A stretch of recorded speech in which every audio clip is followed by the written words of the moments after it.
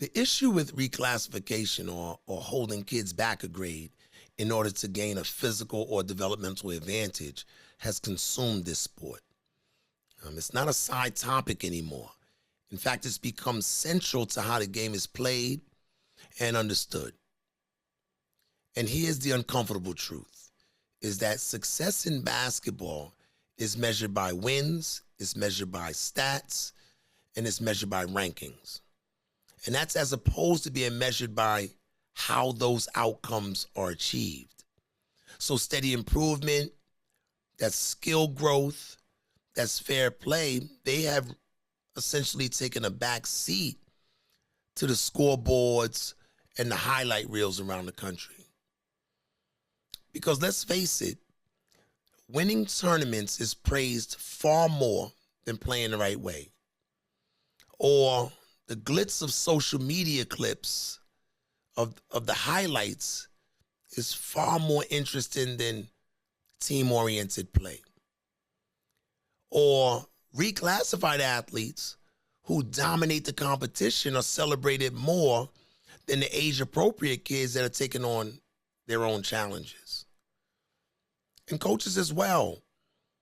Coaches who stack rosters, regardless of how little their players are actually learning, get more opportunities than the ones that are doing the real developmental work. And as a coach or as a parent or as a fan or as a trainer, I've been on both sides of this. And no, it's not fun being on the bottom side. That's playing a game against a team that has reclassified players. And like many others would, I was seeking a fairness during those games that no longer exists.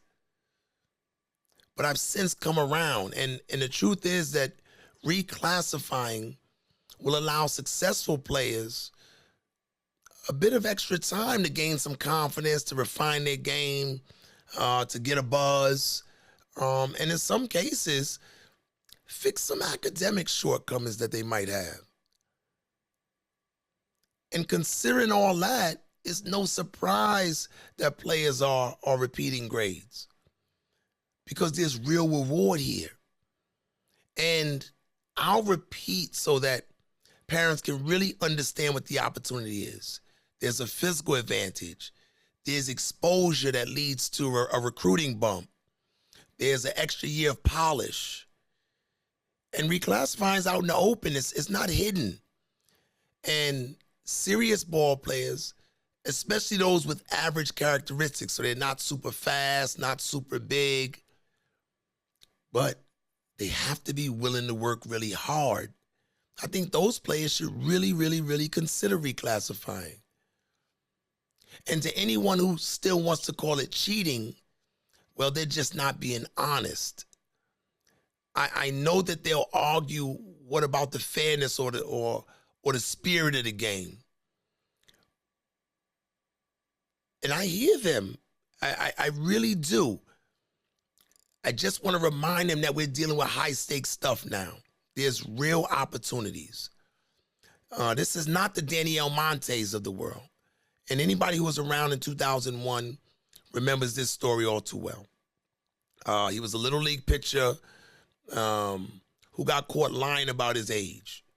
He was a 14-year-old playing in, I think it was a 12-year-old division, and the world was in awe. And the reason it was in awe because it was out of the norm. It wasn't the norm. And in basketball, no, the norm is a bit different. There are 14-year-olds who are playing in the 12-year-old division, and you see it all the time. Just as there are many 11-year-olds in the 10 and the 9-year-old divisions. Just as there are many 9-year-olds in the 8 and the 7-year-old division. And look, while basketball didn't start this reclassifying thing, that kind of falls on the shoulders of baseball and lacrosse and maybe football. But basketball, or youth basketball, did take the reclassifying to a whole different level. Because I remember that back around that time of Almonte, youth sports became big business.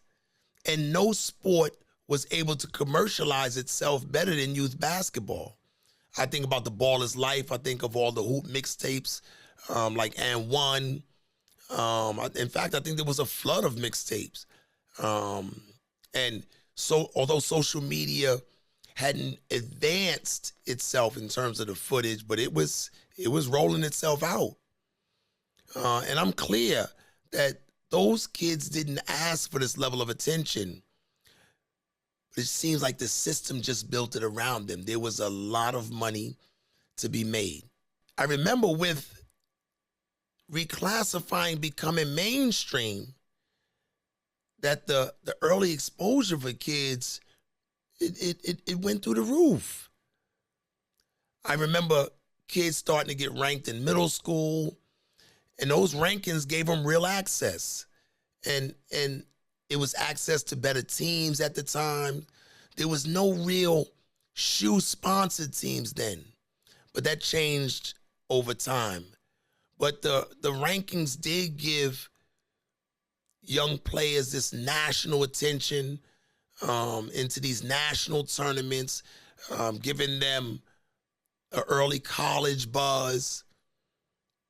And I thought that, or you would hear rumblings back then that some of the families were receiving cash. In other words, this became big business. And I think that I remember the stakes just growing higher and higher and higher. I just feel like the system did its job and it kept feeding it. And unfortunately, the truth is that many of those reclass players weren't taken care of. And many of them now aren't being taken care of adequately. I just think back then, there were no guarantees in basketball, just like now there are no guarantees in basketball, even if you're a reclass.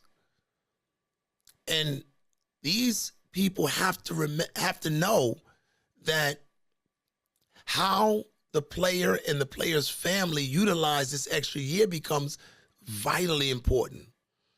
I think many people had to face the reality that reclassifying only works if the athlete is getting quality work and they're putting in extraordinary time and effort.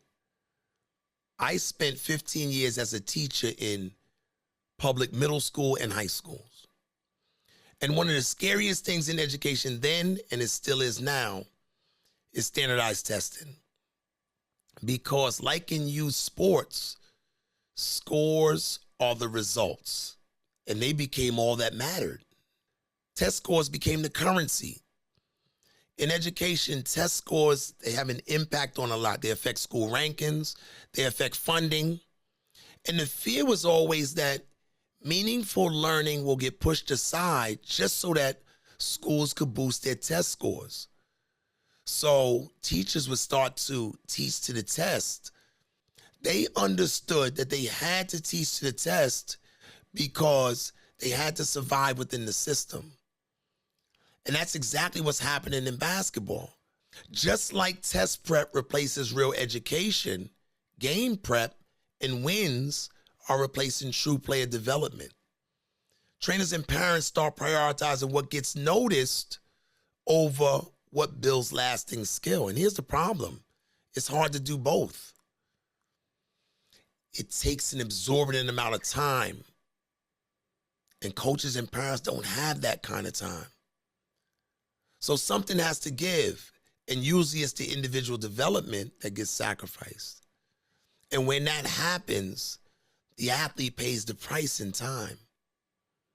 The advantage that they had when they were the biggest or the most dominant won't last forever. And the game catches up. And when it does, what's left? That's the risk.